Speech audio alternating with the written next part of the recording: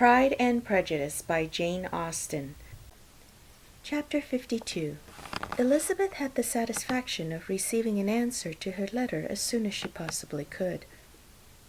She was no sooner in possession of it than, hurrying into the little copse where she was least likely to be interrupted, she sat down on one of the benches and prepared to be happy, for the length of the letter convinced her that it did not contain a denial. Gracechurch Street, September 6th. My dear niece, I have just received your letter and shall devote this whole morning to answering it, as I foresee that a little writing will not comprise what I have to tell you. I must confess myself surprised by your application. I did not expect it from you. Don't think me angry, however, for I only mean to let you know that I had not imagined such inquiries to be necessary on your side. If you do not choose to understand me, forgive my impertinence. Your uncle is as much surprised as I am, and nothing but the belief of your being a party concerned would have allowed him to act as he has done. But if you are really innocent and ignorant, I must be more explicit. On the very day of my coming home from Longbourn, your uncle had a most unexpected visitor. Mr. Darcy called and was shut up with him several hours. It was all over before I arrived, so my curiosity was not so dreadfully racked as yours seems to be. He came to tell Mr. Gardiner that he had found out where your sister and Mr. Wickham were, and that he had seen and talked with both. Wickham repeatedly, Lydia once. From what I can collect, he left Derbyshire only one day after ourselves, and came to town with the resolution of hunting for them. The motive professed was his conviction of its being owing to himself that Wickham's worthlessness had not been so well known as to make it impossible for any young woman of character to love or confide in him. He generously imputed the whole to his mistaken pride, and confessed that he had before thought it beneath him to lay his actions open to the world. His character was to speak for itself. He called it therefore his duty to step forward and endeavor to remedy an evil which he had brought on by himself. If he had another motive, I am sure it would never disgrace him. He had been some days in town before he was able to discover them, but he had something to direct his search, which was more than we had, and the consciousness of this was another reason for his resolving to follow us. There is a lady, it seems, a Mrs. Young, who was some time ago governess to Miss Darcy, and was dismissed from her charge on some cause of disapprobation, though he did not say what. She then took a large house in Edward Street, and has since maintained herself by letting lodgings. Mrs. Young was, he knew, intimately acquainted with Wickham, and he went to her for intelligence of him as soon as he got to town. But it was 2 or 3 days before he could get from her what he wanted. She would not betray her trust, I suppose, without bribery and corruption, for she really did know where her friend was to be found. Wickham indeed had gone to her on their first arrival in London, and she had been able to receive them into her house. They would have taken up their abode with her. At length, however, our kind friend procured the wished-for direction. He saw Wickham, and afterwards insisted on seeing Lydia. His first object with her, he acknowledged, had been to persuade her to quit her present disgraceful situation and return to her friends as soon as they could be prevailed on to receive her, offering his assistance as far as it would go. But he found Lydia absolutely resolved on remaining where she was. She cared for none of her friends. She wanted no help of his. She would not hear of leaving Wickham. She was sure they should be married some time or other, and it did not much signify when. Since such were her feelings, it only remained, he thought, to secure and expedite a marriage, which in his very first conversation with Wickham he easily learnt had never been his design. He confessed himself obliged to leave the regiment on account of some debts of honour which were very pressing, and scrupled not to lay all the ill consequences of Lydia's flight on her own folly alone. He meant to resign his commission immediately, and as to his future situation, he could conjecture very little about it. He must go somewhere, but he did not know where, and he knew he should have nothing to live on. Mr. Darcy asked him why he had not married your sister at once. Though Mr. Bennet was not imagined to be very rich, he would have been able to do something for him, and his situation must have been benefited by marriage. But he found in reply to this question that Wickham still cherished the hope of more effectually making his fortune by marriage in some other country. Under such circumstances, however, he was not likely to be proof against the temptation of immediate relief. They met several times, for there was much to be discussed. Wickham, of course, wanted more than he could get, but at length was reduced to being reasonable. Everything being settled between them, Mr. Darcy's next step was to make your uncle acquainted with it, and he first called in Gracechurch Street the evening before I came home. But Mr. Gardiner could not be seen, and Mr. Darcy found, on further inquiry, that your father was still with him, but would quit town the next morning. He did not judge your father to be a person whom he could so properly consult as your uncle, and therefore readily postponed seeing him till after the departure of the former. He did not leave his name, and till the next day it was only known that a gentleman had called on business. On Saturday he came again. Your father was gone, your uncle at home, and as I said before, they had a great deal of talk together. They met again on Sunday, and then I saw him too. It was not all settled before Monday. As soon as it was, the express was sent off to Longbourn. But our visitor was very obstinate. I fancy, Lizzie, that obstinacy is the real defect of his character, after all. He has been accused of many faults at different times, but this is the true one. Nothing was to be done that he did not do himself, though I am sure, and I do not speak it to be thanked, therefore say nothing about it, your uncle would most readily have settled the whole. They battled it together for a long time, which was more than either the gentleman or lady concerned in it deserved. But at last your uncle was forced to yield, and instead of being allowed to be of use to his niece, was forced to put up with only having the probable credit of it, which went sorely against the grain. And I really believe your letter this morning gave him great pleasure, because it required an explanation that would rob him of his borrowed feathers, and give the praise where it was due. But, Lizzie, this must go no farther than yourself, or Jane at most. You know pretty well, I suppose, what has been done for the young people. His debts are to be paid, amounting, I believe, to considerably more than £1,000, another 1,000 in addition to her own settled upon her, and his commission purchased. The reason why all this was to be done by him alone was such as I have given above.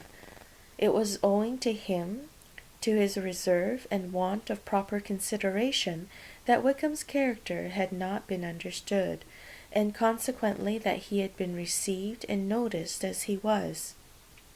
Perhaps there was some truth to this, though I doubt whether his reserve or anybody's reserve can be answerable for the event. But in spite of all this fine talking, my dear Lizzie, you may rest perfectly assured that your uncle would never have yielded if we had not given him credit for another interest in the affair. When all this was resolved on, he returned again to his friends who were still staying at Pemberley, but it was agreed that he should be in London once more when the wedding took place, and all money matters were then to receive the last finish. I believe I have now told you everything. It is a relation which you tell me is to give you great surprise. I hope at least it will not afford you any displeasure. Lydia came to us, and Wickham had constant admission to the house. He was exactly what he had been when I knew him in Hertfordshire, but I would not tell you how little I was satisfied with her behaviour when she stayed with us, if I had not perceived by Jane's letter last Wednesday that her conduct on coming home was exactly of a piece with it, and therefore what I now tell you can give you no fresh pain. I talked to her repeatedly in the most serious manner, representing to her all the wickedness of what she had done, and all the unhappiness she had brought on her family. If she had heard me, it was by good luck, for I am sure she did not listen. I was sometimes quite provoked, but then I recollected my dear Elizabeth and Jane, and for their sakes had patience with her. Mr. Darcy was punctual in his return, and as Lydia informed you, attended the wedding. He dined with us the next day, and was to leave town again on Wednesday or Thursday. Will you be very angry with me, my dear Lizzie, if I take this opportunity of saying, what I was never bold enough to say before, how much I like him? His behaviour to us has, in every respect, been as pleasing as when we were in Derbyshire. His understanding and opinions all please me. He wants nothing but a little more liveliness, and that, if he marry prudently, his wife may teach him. I thought him very sly. He hardly ever mentions your name, but slyness seems the fashion. Pray forgive me if I have been very presuming, or at least do not punish me so far as to exclude me from Pemberley. I shall never be quite happy till I have been all around the park. A low phaeton with a nice little pair of ponies would be the very thing. But I must write no more. The children have been wanting me this half hour. Yours very sincerely, M. Gardiner. The contents of this letter threw Elizabeth into a flutter of spirits, in which it was difficult to determine whether pleasure or pain bore the greatest share.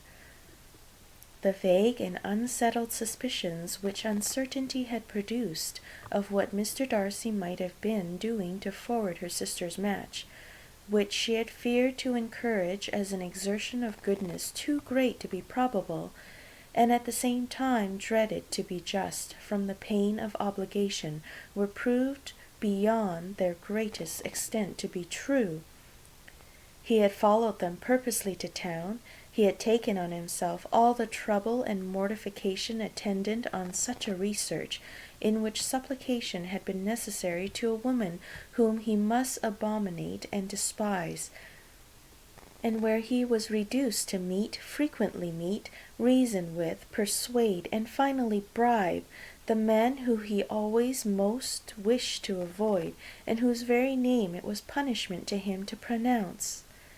He had done all this for a girl whom he could neither regard nor esteem. Her heart did whisper that he had done it for her, but it was a hope shortly checked by other considerations, and she soon felt that even her vanity was insufficient when required to depend on his affection for her. For a woman who had already refused him, as able to overcome a sentiment so natural as abhorrence against relationship with Wickham, brother-in-law of Wickham, every kind of pride must revolt from that connection. He had, to be sure, done much. She was ashamed to think how much. But he had given a reason for his interference, which asked no extraordinary stretch of belief. It was reasonable that he should feel he had been wrong. He had liberality, and he had the means of exercising it, and though she would not place herself as his principal inducement, she could perhaps believe that remaining partiality for her might assist his endeavours in a cause where her peace of mind must be materially concerned. It was painful, exceedingly painful, to know that they were under obligations to a person who could never receive a return. They owed the restoration of Lydia, her character, everything to him. Oh, how heartily did she grieve over every ungracious sensation she had ever encouraged, every saucy speech she had ever directed towards him.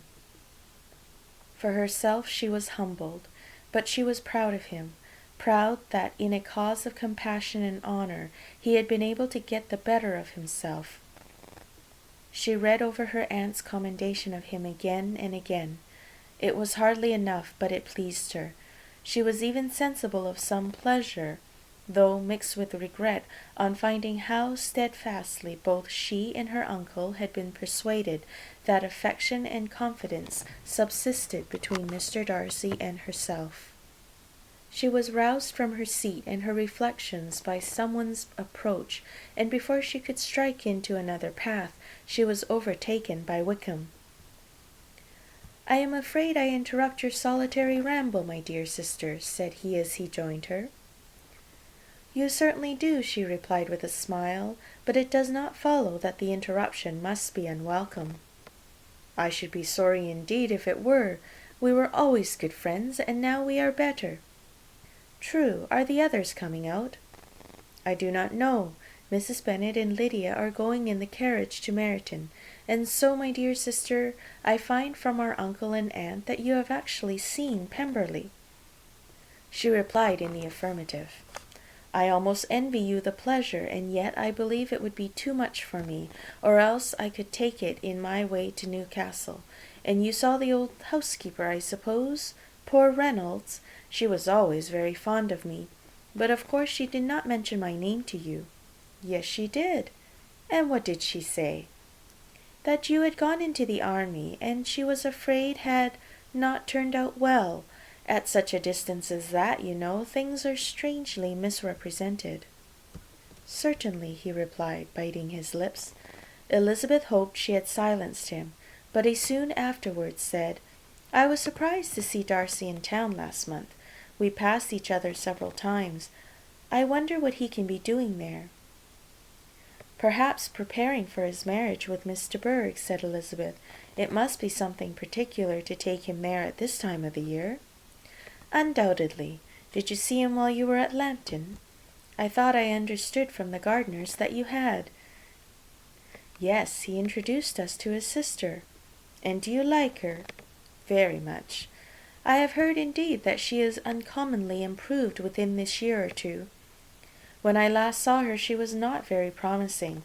I am very glad you liked her. I hope she will turn out well." "I dare say she will. She has got over the most trying age." "Did you go by the village of Kympton?" "I do not recollect that we did. I mention it because it is the living which I ought to have had. A most delightful place, excellent parsonage house. It would have suited me in every respect." "How should you have liked making sermons?" "Exceedingly well. I should have considered it as part of my duty, and the exertion would soon have been nothing. One ought not to repine, but to be sure it would have been such a thing for me. The quiet, the retirement of such a life would have answered all my ideas of happiness, but it was not to be. Did you ever hear Darcy mention the circumstance when you were in Kent?" "I have heard from authority, which I thought as good, that it was left to you conditionally only, and at will of the present patron." "You have? Yes, there was something in that. I told you so from the first, you may remember." "I did hear, too, that there was a time when sermon-making was not so palatable to you as it seems to be at present, that you actually declared your resolution of never taking orders, and that the business had been compromised accordingly." "You did, and it was not wholly without foundation. You may remember what I told you on that point, when first we talked of it." They were now almost at the door of the house, for she had walked fast to get rid of him, and unwilling for her sister's sake to provoke him, she only said in reply, with a good-humoured smile, "Come, Mr. Wickham, we are brother and sister, you know. Do not let us quarrel about the past. In future I hope we shall be always of one mind." She held out her hand. He kissed it with affectionate gallantry, though he hardly knew how to look, and they entered the house. End of chapter 52. Chapter 53. Mr. Wickham was so perfectly satisfied with this conversation that he never again distressed himself, or provoked his dear sister Elizabeth by introducing the subject of it, and she was pleased to find that she had said enough to keep him quiet. The day of his and Lydia's departure soon came, and Mrs. Bennet was forced to submit to a separation, which, as her husband by no means entered into her scheme of their all going to Newcastle, was likely to continue at least a 12-month. "Oh, my dear Lydia," she cried, "when shall we meet again?" "Oh, Lord, I don't know.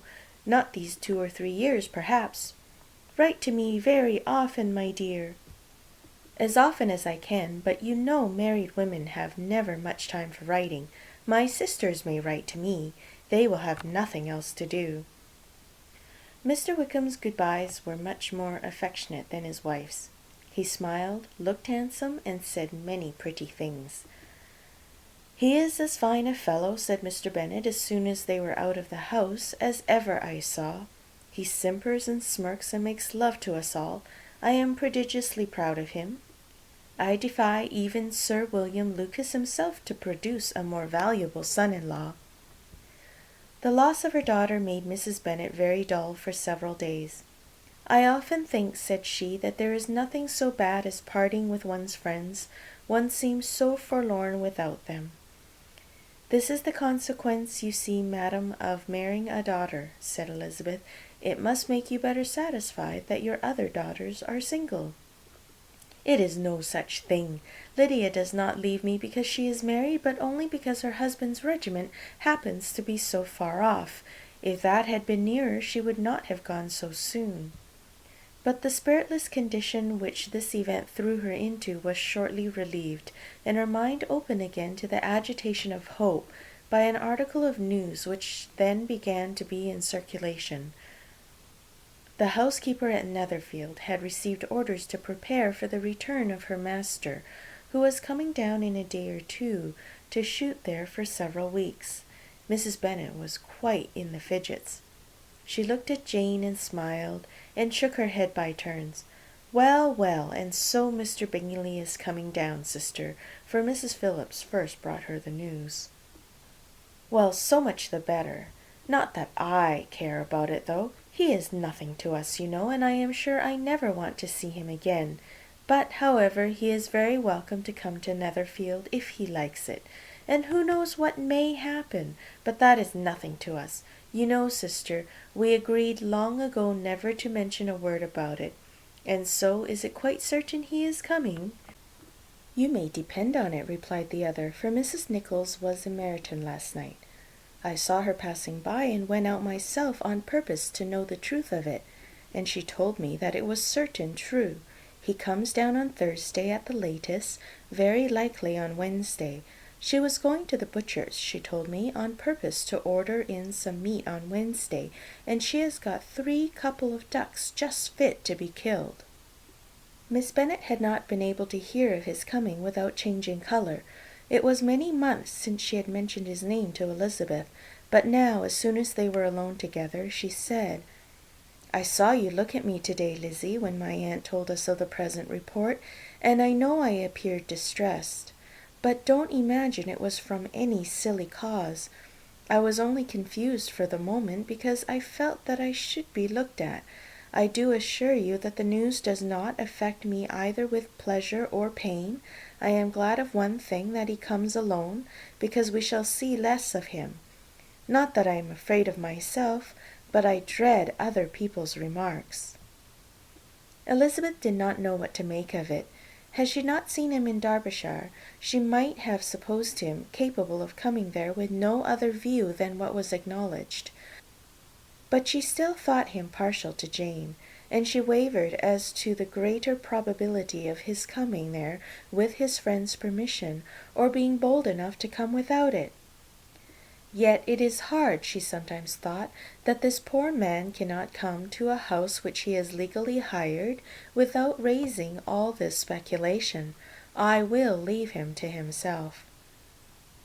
In spite of what her sister declared, and really believed to be her feelings in the expectation of his arrival, Elizabeth could easily perceive that her spirits were affected by it. They were more disturbed, more unequal than she had often seen them. The subject which had been so warmly canvassed between their parents before about a 12-month ago was now brought forward again. "As soon as ever Mr. Bingley comes, my dear," said Mrs. Bennet, "you will have to wait on him, of course." "No, no, you forced me into visiting him last year, and promised if I went to see him, he should marry one of my daughters. But it ended in nothing, and I will not be sent on a fool's errand again." His wife represented to him how absolutely necessary such an attention would be from all the neighbouring gentlemen on his return to Netherfield. "'Tis an etiquette I despise," said he. "If he wants our society, let him seek it. He knows where we live. I will not spend my hours in running after my neighbours every time they go away and come back again. Well, all I know is that it will be abominably rude if you do not wait on him. But, however, that shan't prevent my asking him to dine here, I am determined. We must have Mrs. Long and the Goldings soon. That will make 13 with ourselves, so there will be just room at table for him." Consoled by this resolution, she was the better able to bear her husband's incivility, though it was very mortifying to know that her neighbours might all see Mr. Bingley in consequence of it before they did. As the day of his arrival drew near, "I begin to be sorry that he comes at all," said Jane to her sister. "It would be nothing. I could see him with perfect indifference, but I can hardly bear to hear it thus perpetually talked of. My mother means well, but she does not know. No one can know how much I suffer from what she says. Happy shall I be when his stay at Netherfield is over." "I wish I could say anything to comfort you," replied Elizabeth, "but it is wholly out of my power. You must feel it, and the usual satisfaction of preaching patience to a sufferer is denied me, because you have always so much." Mr. Bingley arrived. Mrs. Bennet, through the assistance of servants, contrived to have the earliest tidings of it, that the period of anxiety and fretfulness on her side might be as long as it could. She counted the days that must intervene before their invitation could be sent, hopeless of seeing him before. But on the 3rd morning after his arrival in Hertfordshire, she saw him, from her dressing-room window, enter the paddock and ride towards the house. Her daughters were eagerly called to partake of her joy. Jane resolutely kept her place at the table, but Elizabeth, to satisfy her mother, went to the window. She looked, she saw Mr. Darcy with him, and sat down again by her sister.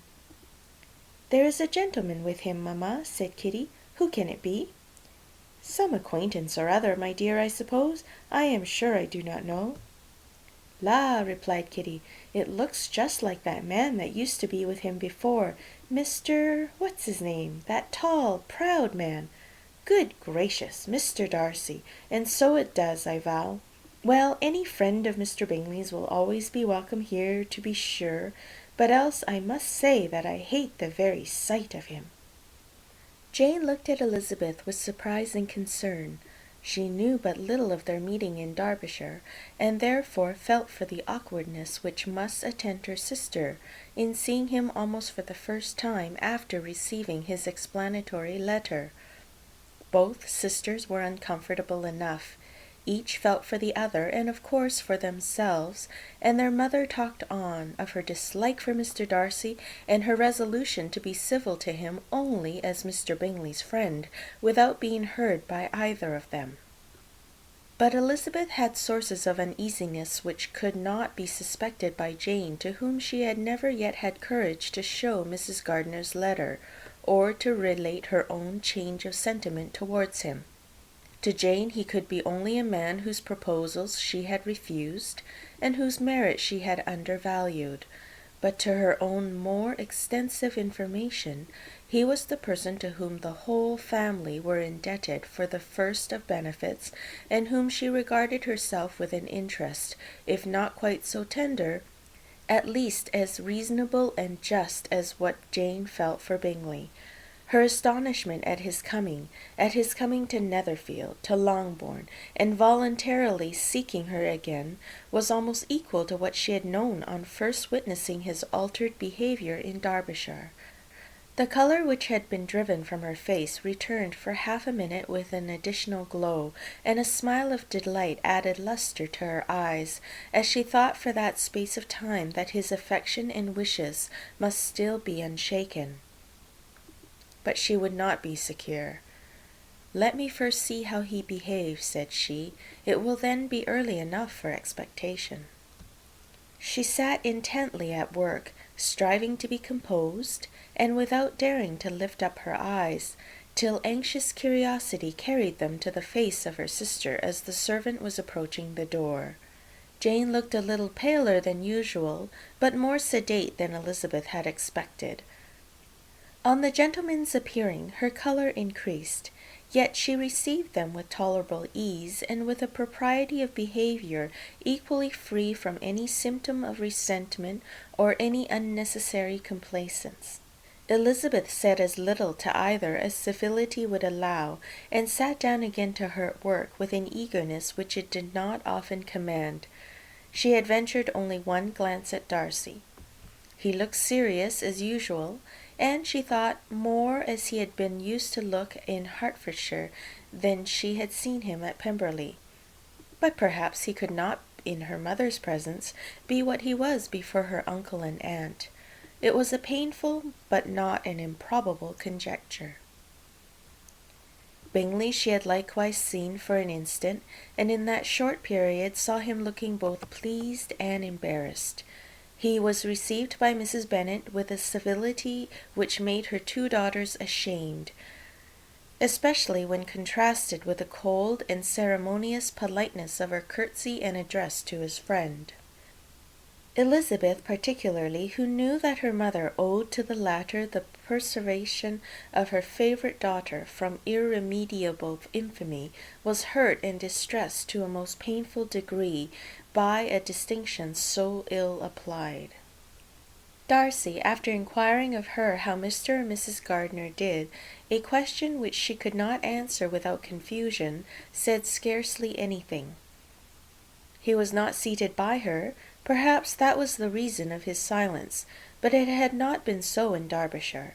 There he had talked to her friends when he could not to herself, but now several minutes elapsed without bringing the sound of his voice, and when occasionally unable to resist the impulse of curiosity, she raised her eyes to his face, she as often found him looking at Jane as at herself, and frequently on no object but the ground.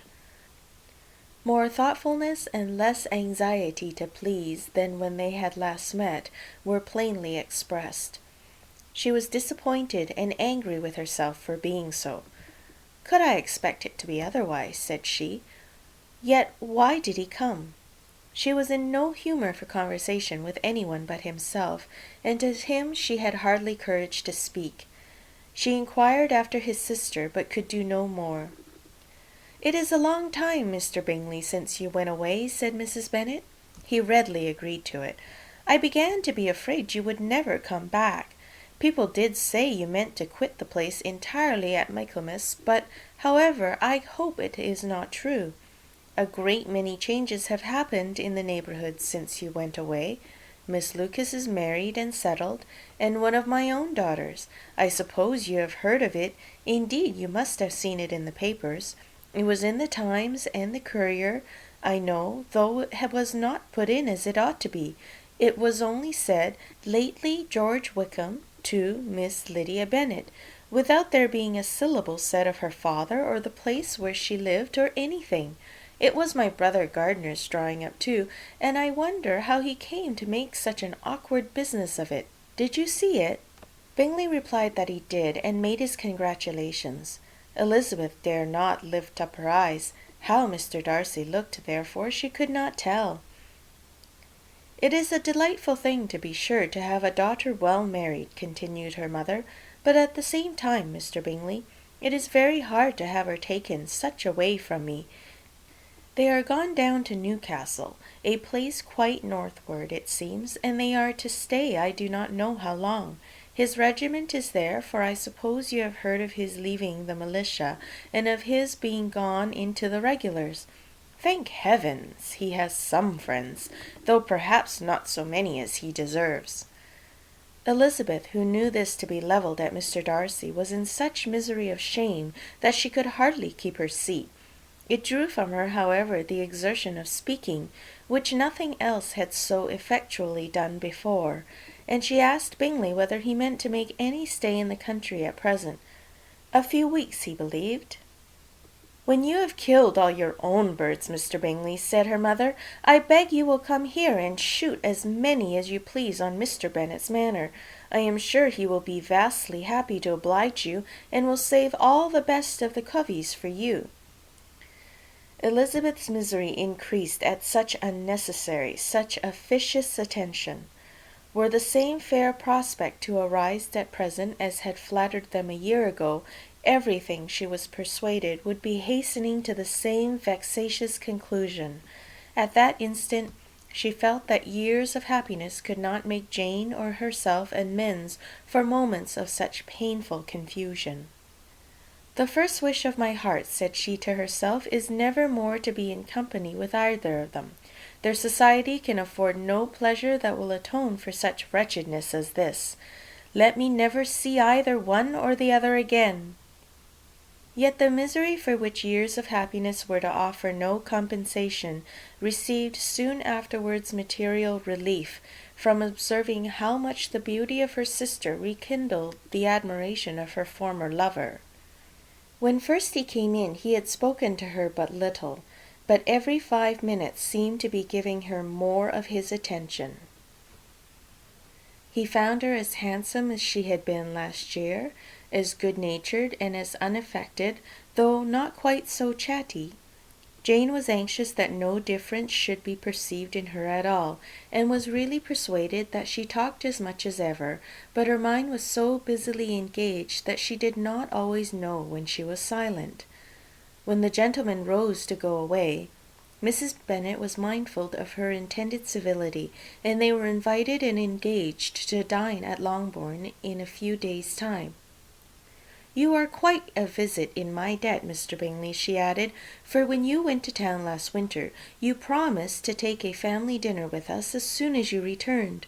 I have not forgot, you see, and I assure you I was very disappointed that you did not come back and keep your engagement." Bingley looked a little silly at this reflection, and said something of his concern at having been prevented by business. Then they went away. Mrs. Bennet had been strongly inclined to ask them to stay and dine there that day, but though she always kept a very good table, she did not think anything less than 2 courses would be good enough for a man on whom she had such anxious designs, or satisfy the appetite and pride of one who had 10,000 a year. End of chapter 53.